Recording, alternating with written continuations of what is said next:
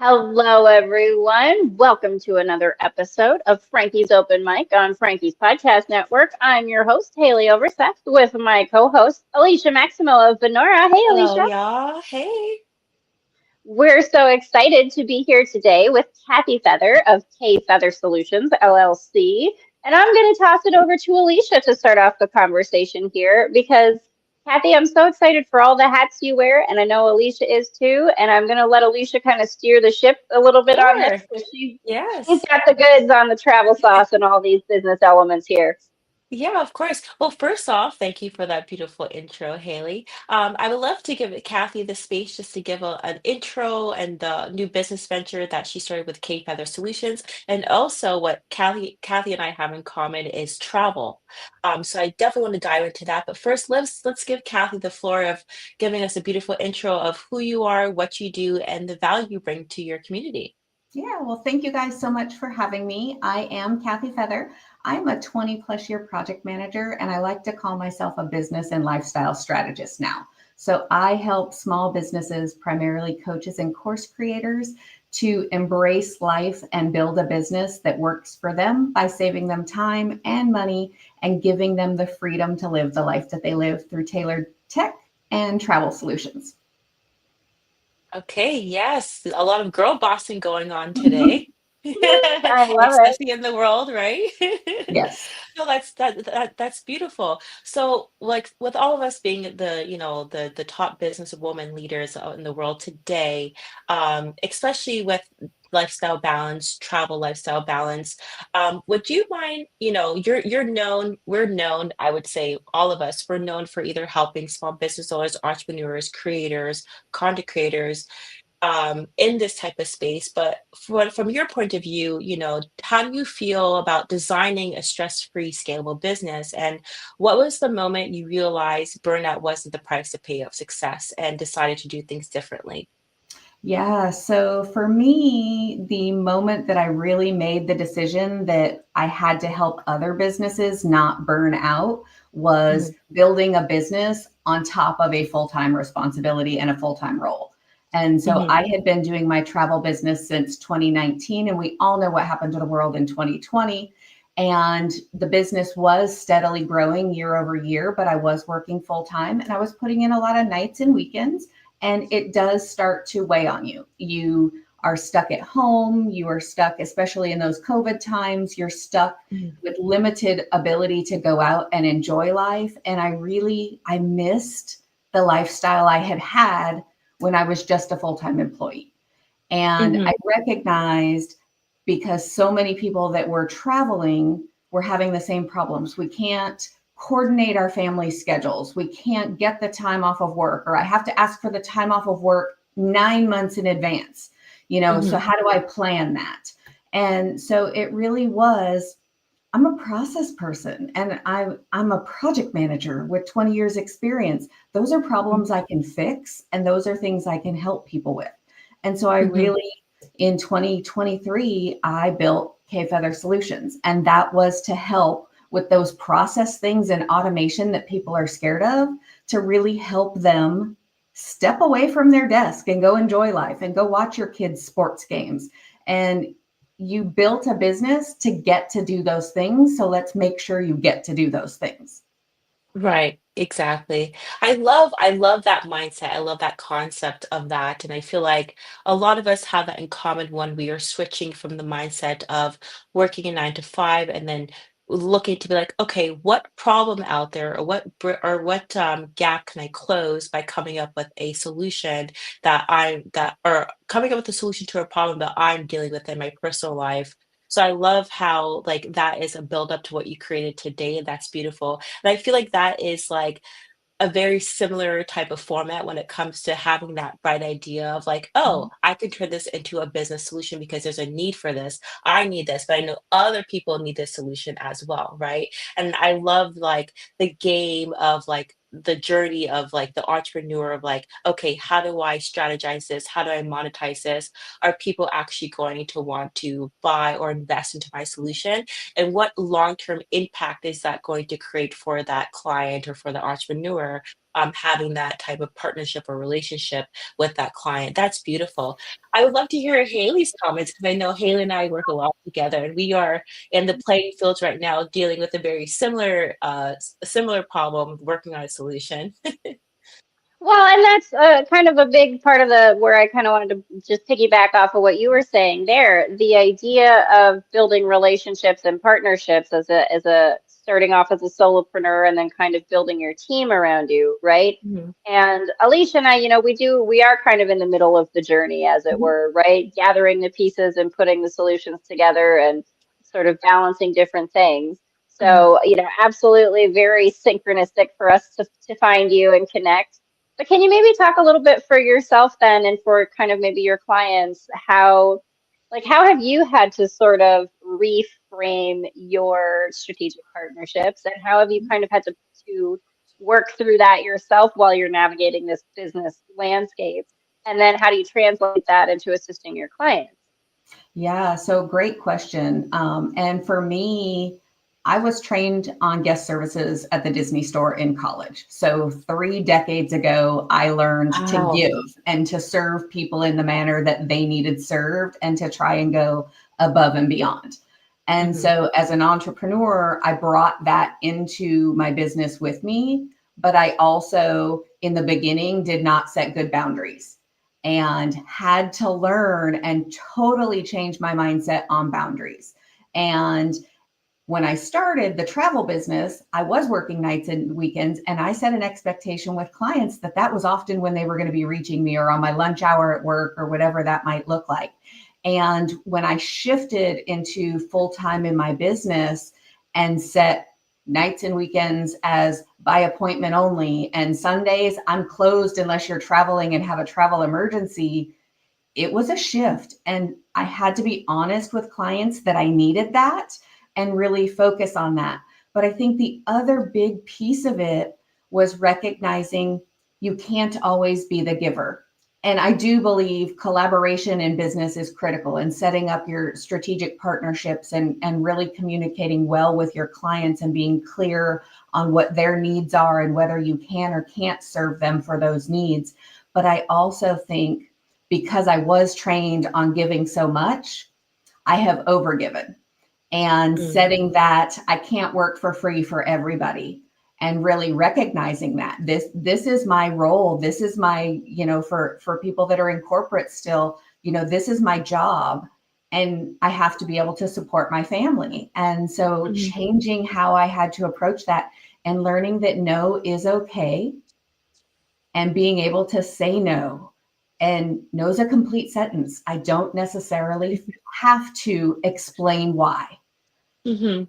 Exactly. Yes. I love that because, as a woman, we're always like, yes, sure, sorry, yes, yes, yes. But no is a That's very the thing. powerful statement. Setting boundaries is very important, especially being a woman in an entrepreneur type of role. So thank you for your contribution of using the word no. Oh, absolutely. And that is it's a little bit of having to be intuitively mindful about your own energy and Mhm. follow that. And we're not necessarily, Alicia's mentioned it as women very particularly when you're trying to be in a business setting, there is a certain amount of expectation that you should be willing to get because of our societal norms, right? There's that kind of expectation that you should give your time away for free or help for free and or that the exchange that you're getting is valuable enough, right? And it's like, well, but we still have bills to pay because we still live in this 3D world of Caesar, as Neville Goddard would say. There's still things that you need to take care of. So can you maybe talk a little bit about that kind of for yourself and maybe for your clients as well, that sort of reframing of valuing your time and energy and then being able to communicate to the clients or the potential customers or partners you have the value of your time and effort and energy and kind of being able to set those boundaries, but also utilize that for when you are putting together your contracts where you're, pricing structures, for example, because that's, again, something that Alicia and I on our journey are navigating and working through. Yeah. Yeah, so I think I'll start with pricing structure and kind of work my way back because Okay. pricing structure is almost the easy part of the pie.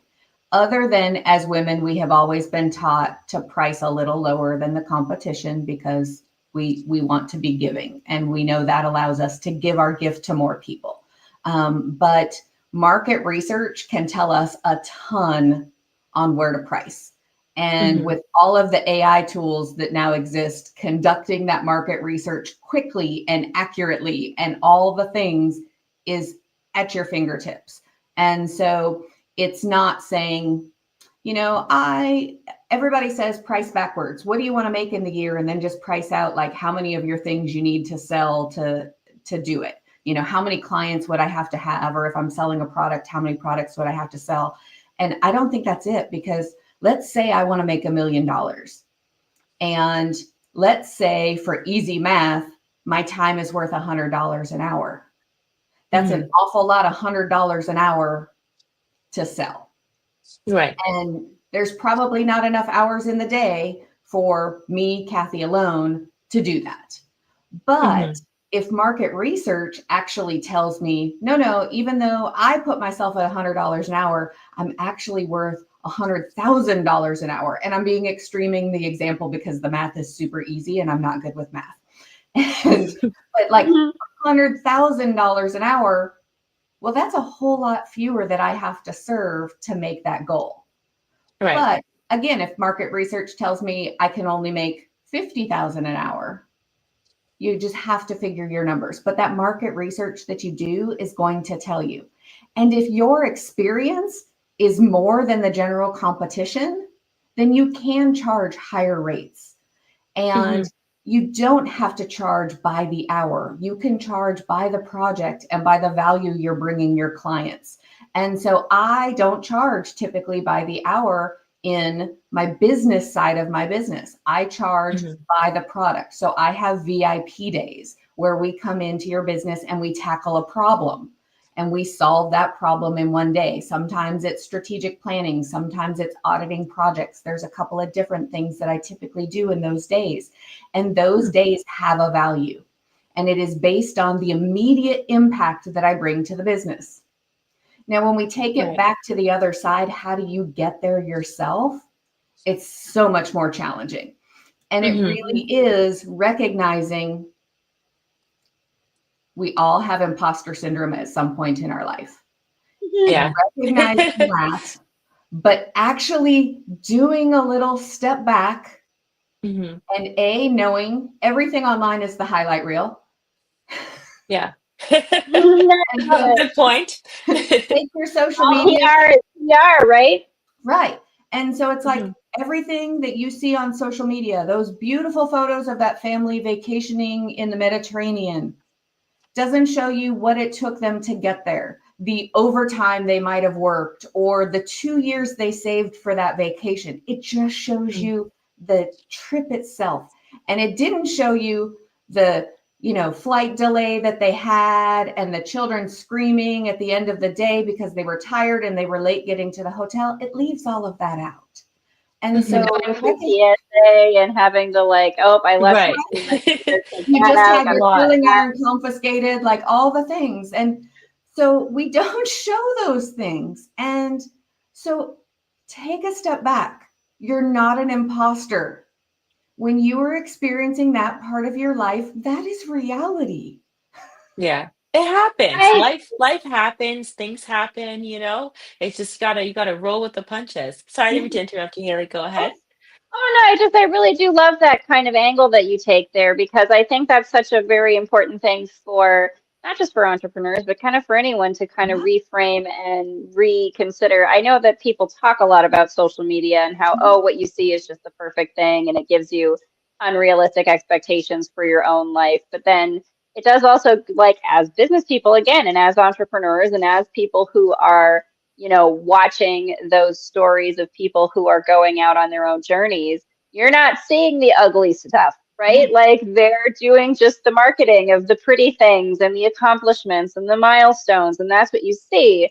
And that's kind of a little bit what Alecia and I are trying to reframe and maybe make some more content around, is there are nitty gritty ugly pieces to it. There is a lot of clunky planning that can Right. come along with it. And the value of seeing that and showing that is to also show the value of the kind of things that you're doing or the kind of solutions Alecia and I are working on building as well, right? Yeah. Yeah. 100%.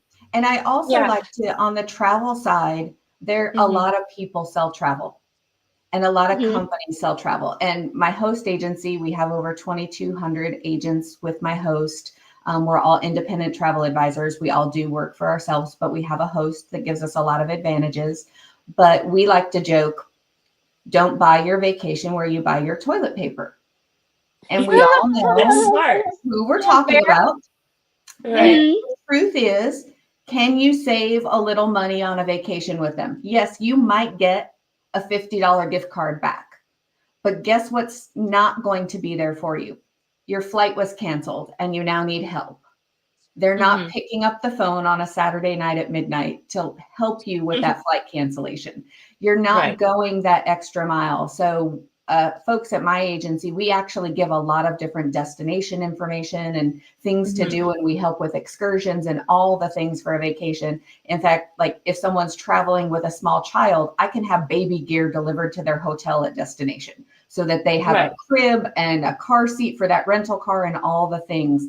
And the competition doesn't do that.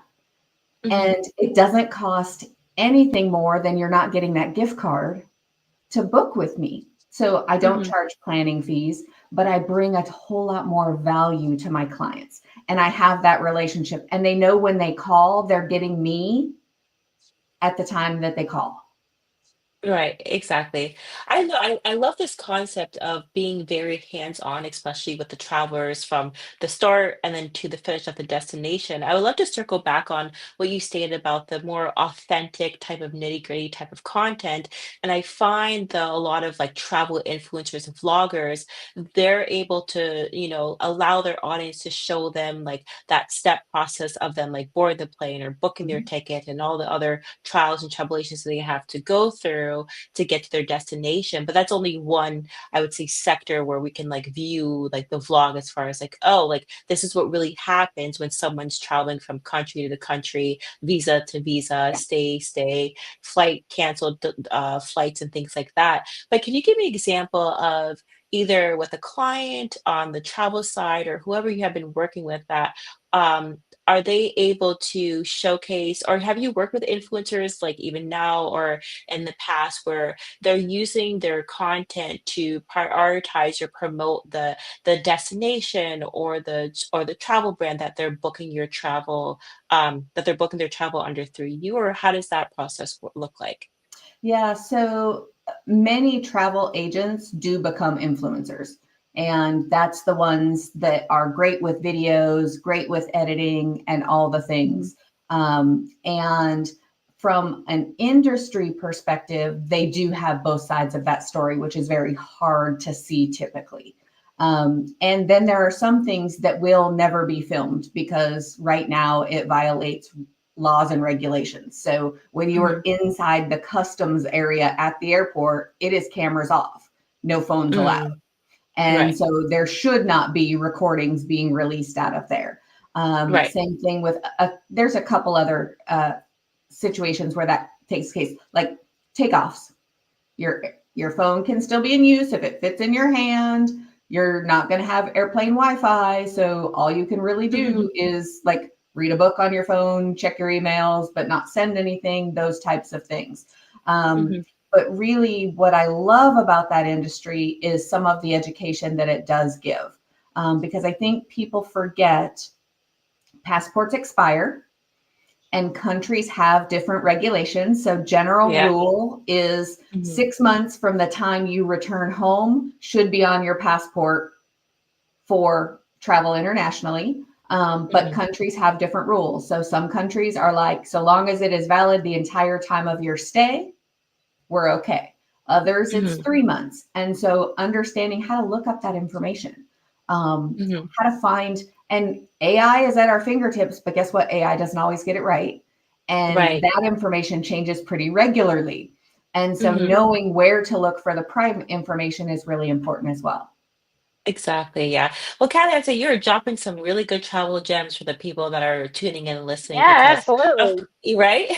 Because I feel like with travel, I think that travel is the best education anybody can pursue, especially international travel or even, North America, South America travel as well. So I would like to ask, like, what are the best kept secrets for stress-free, either business travel or leisure travel, especially for female entrepreneurs or digital nomads? Because from my view and my perception of the entrepreneurs or digital nomads, like traveling to Bali and like staying there on a long-term visa, but there's a lot of misconceptions between health insurance and visa extensions and their stay while they're staying in Thailand or Bali or places like that. So I would love to hear from your perception.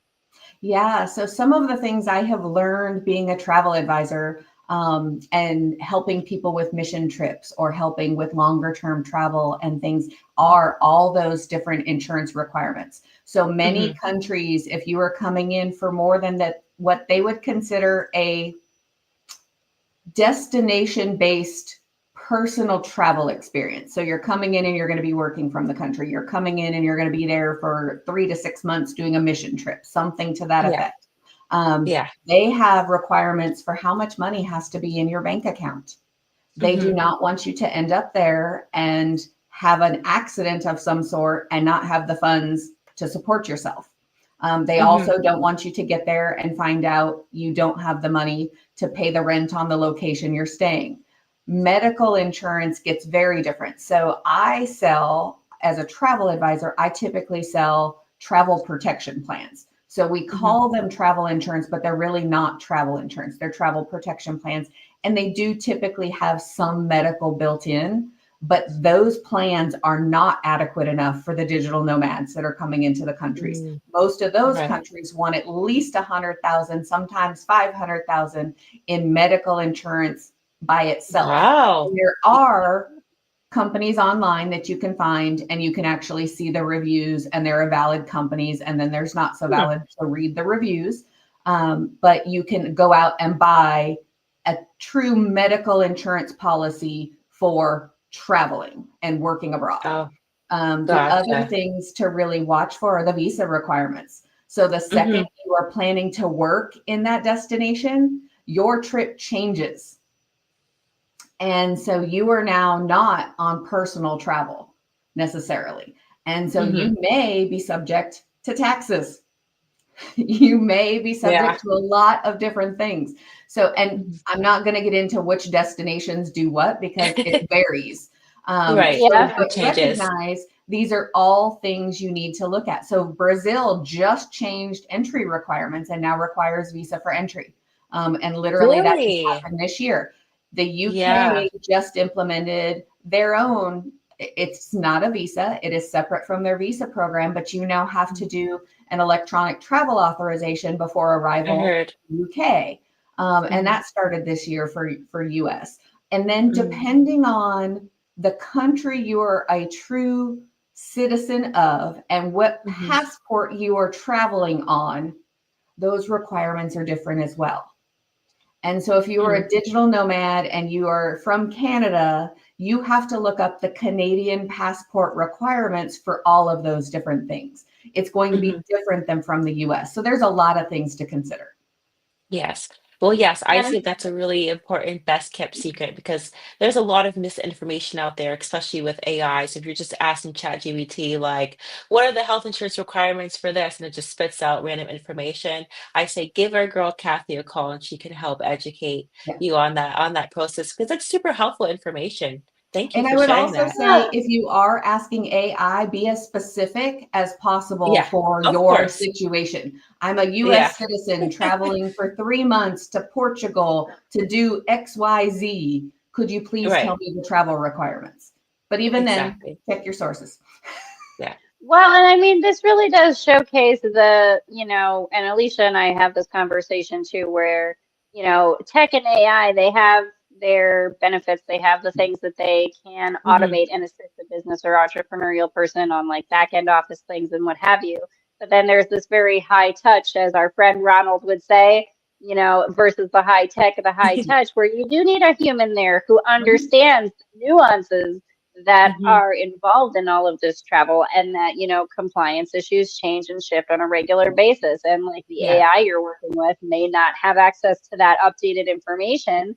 And then Mhm. you try to travel and you run into this issue, right? And Yeah, there Yeah, are and a lot we of just things. looked up Southwest, a month ago, they weren't charging for bags. And now I think it's a May date. I might have the date wrong. Now they're going to be charging for bags. yeah, It things are changes changing in the regularly. industry. Yeah. But back to the point that Haley said, we always state this too, where it's like AI is a great tool, but I Mhm. feel like speaking with a professional or a human on the other side of that creates more of a validation and a confirmation of like, yes, I found the answer, but I want to hear it from a professional like Kathy, where she has experience Yeah. into the information that I'm providing to her, or she can add on more like highlights on how to go about this, what type of insurance do I need to, intake to travel to this country. But yeah, Haley, you're totally right about that. At the end of the day, we need humans. We need to communicate, build 100. communities, and work together. AI is a fantastic tool. Of course, Renora loves working with AI, but I find that there is a very specific skill set, especially with something very personal like travel, when you're booking for families or even just an individual person. It takes a lot of communication from person to person perception. So that brings me to my next question. Let's to put the focus on Kathy here. Can you share with us a one unforgettable moment from your travels that reshaped how you see business and also your lifestyle currently? So I think the biggest, I'll call it life-changing travel experience was my Mhm. very first trip to Italy. And Nice. Oh, beautiful. growing up, my parents took us on vacations, US destinations only besides Canada. So Mhm. I had just graduated undergraduate, and my parents gave me a ticket to Italy. I had a pen pal there, and I was going to go meet her, and we've been writing since seventh grade. And Wow. it was fantastic.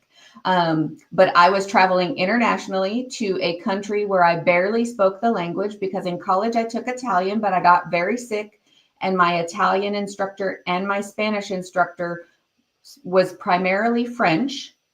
Mhm. And so I learned French Italian, and all of the accents and everything were wrong. So every word I heard from anybody in Italy did not sound like what she had pronounced things as. Right. And so before the day that we all had cell phones with translators on them, so you carried around the dictionary. Mhm. And I met my pen pal and we backpacked across the country. And she introduced me to a number of her friends, and I was the English speaker that they could practice their English, because in other countries they have to learn English as a language in their education system. Mhm. And so I was their practice. Could they get it right? But what I learned and what I really saw was cultures I had never been exposed to. And one of the best things, so I grew up in Southern California. We had some fairly large, well known theme parks. I met their version of a theme park, and it was what I would call a carnival. So it had the fun house, it had some games that you would play to win little stuffed animals, and Nice. a few other things. And it was such a cultural shock to me, but it really did. They loved it. And it was their amusement park, and all of them, will leave brands out, but they were like, this is your X product. And it was like, yeah. And Right. all I could say, because I knew what they meant, Mhm. and they were taking me to their Disneyland. And Wow. it was a great I love moment that. That's because I really Yeah. did realize how different we are, but how much that didn't Connected. matter. Yes, we're all connected in each and every way. That's beautiful. I do love that. That kind of ties in just a little bit. We had a comment from my friend Omni in the comments here, speaking a little bit about how travel is a bit of sort of cultural anthropology in real time, right? Like you're learning about these different cultures. And this is something that obviously Alicia and I, we get real fascinated with. We're excited to travel. We're excited to, build our businesses and get ourselves to a point where we can start experiencing that lifestyle and be a bit more mobile because we've, got those back end things taken Yeah. care of a little bit more now, Mhm. right? So we're working on that as well. But so for what you do, and maybe you can kind of talk about this a little bit, like that cultural element sometimes is it's another facet that people don't necessarily think of when they're traveling. That could be something you might have to pre-plan or prep for. Like language is one thing, and the tools you need is one thing, and maybe an interpreter when you're there. But what are some of the things that maybe people don't typically think of when it comes to that kind of travel or that kind of cultural, I don't want to say disconnect, but just that you're coming into a different space, and like how do you help people sort of prep in their energy and their mindset, or what are again those little things that people don't normally think of about that culture shock? Yeah, great Great question. question. Yeah. And let me use an example of a client that I had, a gentleman 60 years old, and he was going to take his mother who was 80 to Italy. It was her dream to go to Italy. And they traveled last year, neither well traveled. He'd never left the country, so he was just getting his passport. And so talking to him, we were far enough out that talking him through what the passport process was going to look like and what he needed to have documentation wise and how to apply and all those things. But really recognizing America and Europe is very different. And so not every place has AC. And so is that going to be important to you in your room? And getting that out there, recognizing in the US, we are typically accustomed to queen and king beds. In Europe, doubles are standard, or two twins put together for a queen. And, having those conversations. Now, this was he and his mom traveling together. So we were always looking for those twin bed situations anyways. Knowing his mother had some mobility issues, and having the conversation that Italy and other parts of Europe have a lot of cobblestone streets. And so ensuring they had transfers to go from location to location so that she didn't have to navigate those things. And in the places where it didn't make sense for us to actually set that up front, letting him know to work with the hotel concierge to have them call a cab and to take them to the next destination. Recognizing trains are very different. And here in the US, most of us have never even traveled by train, really.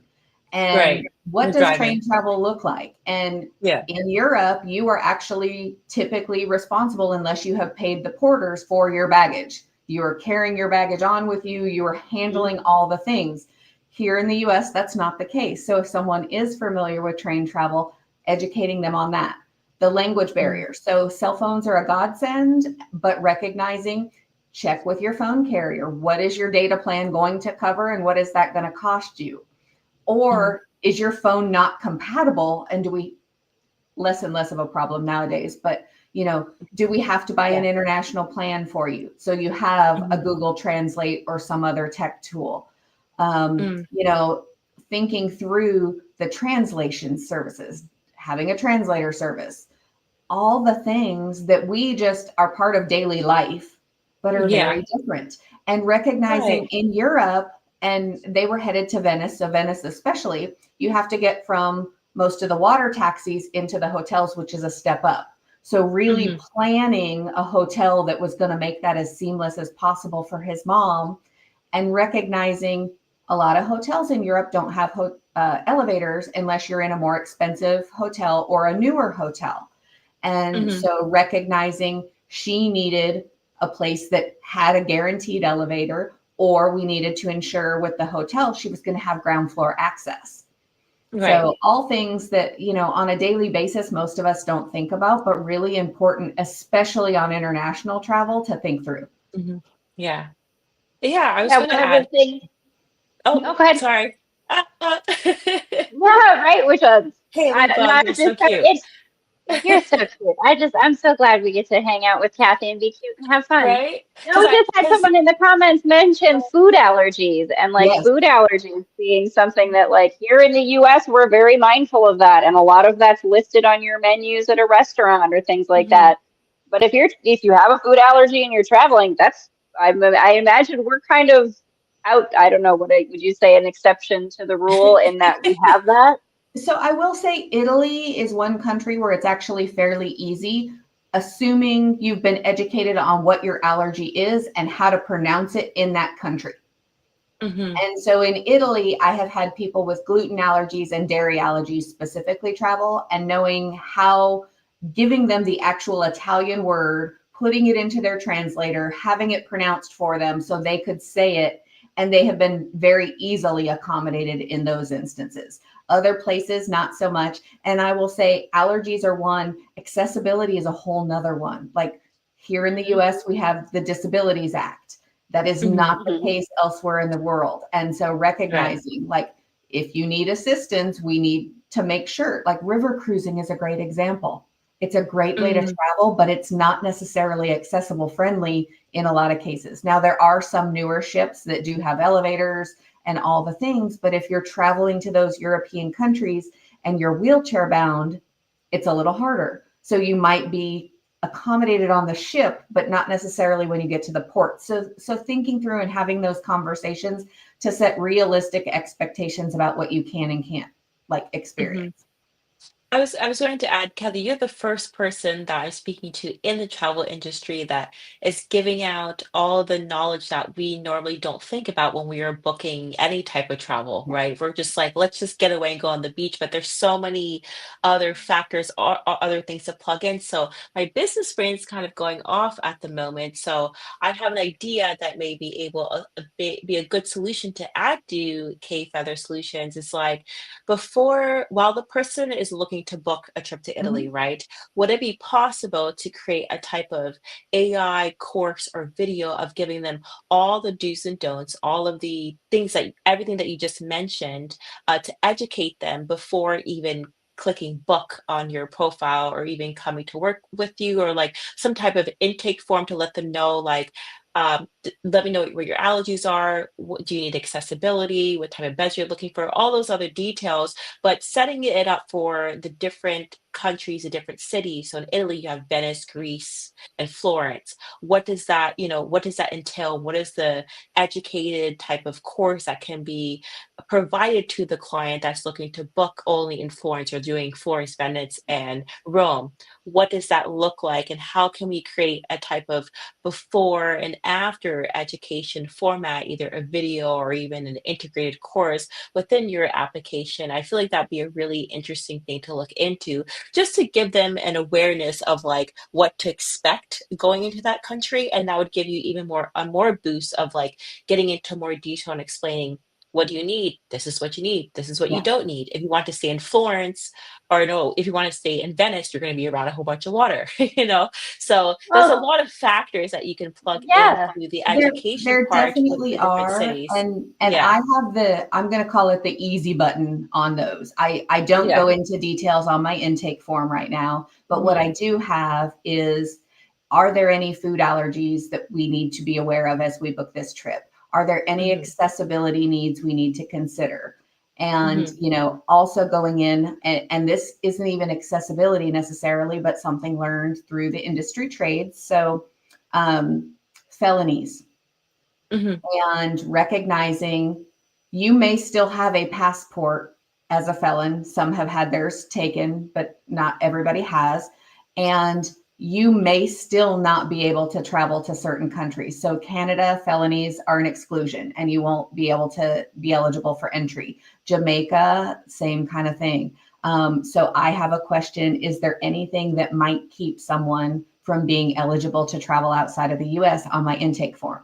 I don't Hmm. need to know all of the details unless you say yes. And then it's like, okay, let's talk about the destination you want to go to. And let's start to talk to a US embassy that's there or something else, because we do need to know whether or not that could be a potential problem.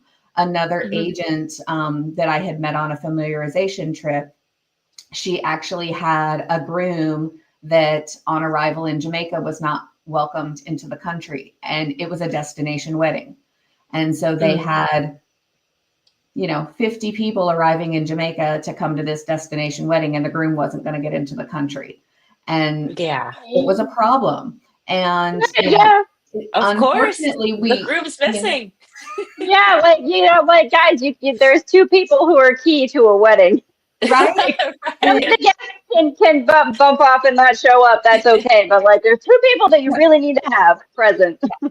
And no disrespect to the agent that had it happen, because I didn't even know. We were on the familiarization trip like 2 weeks after this situation had occurred. And so she was still talking to the agents at the resort, trying to work through all the things to settle it. And so it was a learning experience for all of us. That's why we were there, was for a familiarization trip with the brand. But I had no idea. And I would have ended up at some point probably with an insurance claim for errors and omissions, because I wouldn't have mentioned it. And so now I have that very non-specific highlighted question, but it's, hey, is there anything I need to know that we should probably discuss further? And it really is, because every country is going to be different on their entry requirements, and recognizing if there is a potential, we need to start investigating. Yes. Well, thanks for sharing. This is why we need humans. This is why we need Kathy, right? Well, it is, and there's so many. Again, it's exciting for people. And I mean, this is something that I'm sure is probably a part of why you do what you do, right? And some of why you want to help people, that when you are going to travel, especially like destination wedding, right? You want things to go right. But even if it's not something as big as your wedding day, you still are going in, presumably, right? Like, even if it is for business, you're still going on travel for the expansion it offers, whether it's, a vacation time for yourself and expanding your own, experiences and expanding your own awareness of different places and different cultures, or if it's a business thing and an expansion in your business and your entrepreneurship, right? Like, the travel you're doing is supposed to be fun. It's supposed to be exciting. And you don't want, whether you're going as a vacation and you want to check out your brain, or you're going as business and you have a very particular focus as to why you're traveling. It's so important to have these things lined up well for yourself, because it's not just the trip problems itself when that happens that are going to throw you off. Now you're thrown off your energy when problems come up. Now you're thrown off of that business deal that you want to have your head in the game, as it were, right? Or you were on vacation to relax, and now this is not relaxing because you've had this problem, right? And so it really does have an effect on your experience of that travel. If the prep isn't there in beforehand, and if you don't have that support available to you as you're on travel, to be able to just call someone and be like, oh, look, this came up and now what do I do? And so that's, again, I think, and maybe you can kind of talk about this, that sometimes people don't maybe necessarily recognize or realize, unless they've listened to this podcast and talked to Kathy, how very valuable the service you offer really is, because there's so much that needs to be in place, or that could go wrong, that could completely throw off your trip, and not just your trip, but the entire purpose of your trip. So can you maybe kind of, are there other things, because I am loving this, like, Alecia, we're getting such good intel over here. We Like, are, right? I was going I to, tell you. I was sorry to interrupt you, but before you ask the question, because me and Haley always have this idea. Of course, Haley actually manifested this a couple months ago, where Haley and I are using our platforms to go to different countries to start promoting different clean energy brands, and partnering with different retreat centers and health and wellness centers, because there's so much information or misinformation we get from like TikTok and social media. I find that we are attracting an audience, or people want to see an authentic type of storytelling format of us being in a destination, recording at the destination, and giving them like more of an insight, deeper dive into what is this country or city doing for Reiki healing, or what is this place doing for, sustainable energy and things like that. Like, giving them a full overview of like a day in the life of Haley and Alecia promoting a go green energy solution in a country like Dubai, or in a country like Japan. So there's a lot of ways that like me and Haley are channeling this energy of making that part are a reality, I'm pretty sure when that comes into play, you're going to be the first person that we call, like, okay, we have the budget, we are ready to go. Kathy, let's make sure we have our visas, we have our itinerary, we are good to go, we have our equipment, and we're protected, and we have health insurance. But yeah, I just wanted to put that out there because it's like plans like this where, Haleigh and I are planning the destinations and the deals and the partnerships, but it's like when it comes to actually booking the travel, we're like, okay, who do we go to get all the information that we need, really putting it within our budget and booking us multiple destinations so we can record their content and not think about the headaches that you mentioned. So I would say Haleigh and I will be your first type of entrepreneur travel customers, right? That's going to be recording in real time of our experience. And I think it's something And really doing some, and yeah, educating. content creation and vlogging, 100%. And we're happy to like, hey, we got here because Kathy helped us out. I wonder if this is something that I think, like, just as Alecia was talking, that's kind of coming up for me, Mhm, that, you being someone who helps with business solutions on like the back end as well as this travel, you mhm, are also kind of uniquely positioned to maybe do some consulting for businesses on where are the best spots for you to start sort of, putting feelers out for your business? Or, is your business idea that you have maybe something that would be really beneficial or useful or marketable in this or that other country that maybe you haven't thought of? And can you maybe talk about that? Are there clients that you maybe kind of consult or help with? Maybe they're starting an LLC, say in the United States, but they don't think about the opportunities that might be available for their business globally, mhm, and being able to kind of direct them a little bit. Yeah, and I will say we definitely get into much more complicated waters when we go worldwide. So mhm, I'll just use Canada as an example in the very short term before I kind of expand on the question. I do work with companies in Canada, but right now, especially the Canadian dollar is extremely costly for them to do business with the US. And so mhm, recognizing you have those financial potential challenges, and can you price appropriately, and could you even afford to price appropriately to work in that location? That's just one consideration. But I would also say, because there are such different customs and techniques and different things you can do in different countries, doing market research up front on whether or not what you're doing is even legal where you're planning to go. And, US, we have, not globally in the US, but certain states have opened up a cannabis industry. mhm, And it's not a federally approved across the US, so they can't move across state lines. They can only do business in their one state. And recognizing those industry rules that are going to play in, mhm, recognizing the differences in the setup of your business itself. So mhm, going to Europe, we have different personally identifiable information laws that we have to comply with. So making sure the back office tools we're using are going to comply with those. So before we even get into doing business there, recognizing some of the laws that we need to research before we even go there. And then mhm, recognizing financial, and is your bank going to be able to handle the different exchange rates, and what is that going to cost you, and how does that impact your business? And then recognizing, can you do your business from afar, or do you have to be there to serve that business? And if you have to be there, is that someplace you want to be? Or now are you looking for a local partner in that industry where you're just going to come in and out occasionally? So there's things before you even get there that need to be done. But there's a lot of industries that are regulated. And so recognizing when you get outside of the country, how those different regulations may or may not change is really mhm. important. Yeah. Yeah, so it looks like, I'm happy that we're here with Cassie because we're going to need a lot of help with that, right, Haleigh?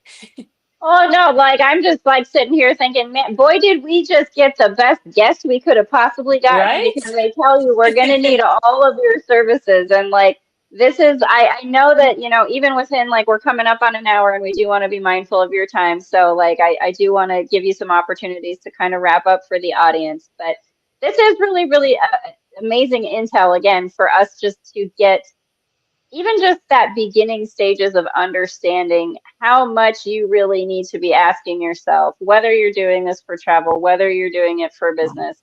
And when you're, especially when you're looking at the international and global scales, which Alecia and I all are, that's always where our mind is, go Right. global, We're right? all over, man.